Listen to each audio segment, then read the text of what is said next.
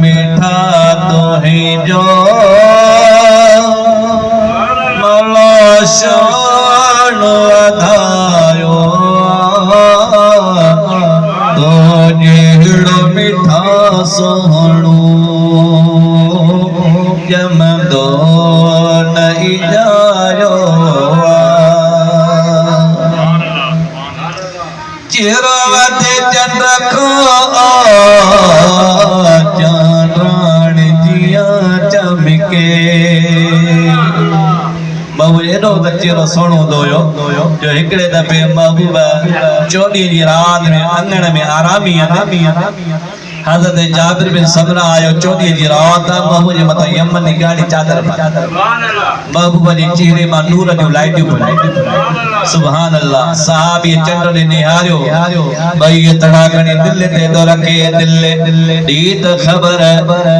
उनजुर इलल वजही इलल कमर चंद्र भी ॾिठो दी सिज भी महबूब जो वॾो हारो चेहरो भी ॾिसे दी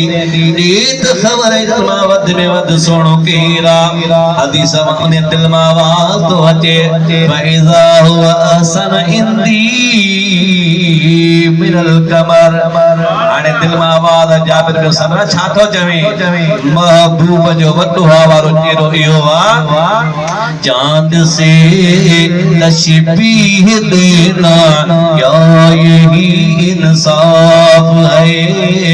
उनके मुंह में शाइयां ज़ेरत का चेहरा साफ है चिरवते चंद्रखा चांद्राण जिया चमके मुअत्तर पसीनो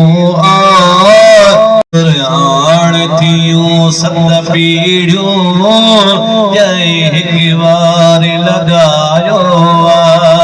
तो जेड़ो मीठा सोहणो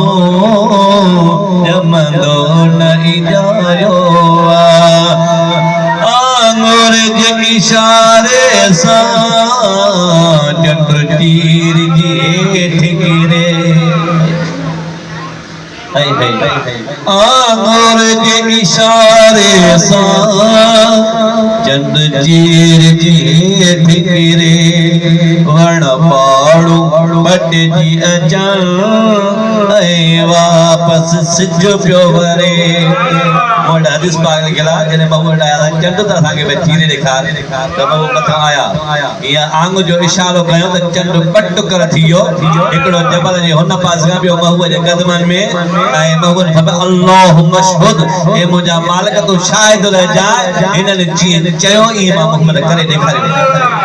चओ सुभान अल्लाह आंगुर के इशारे सा चंद चीर जी हेठ गिरे वण पाड़ू पट जी अचन वापस सिज पियो वरे खार मिठा थी वञण जो तो लाभ मिलायो तो जेड़ मिठा सोहणो जमंदो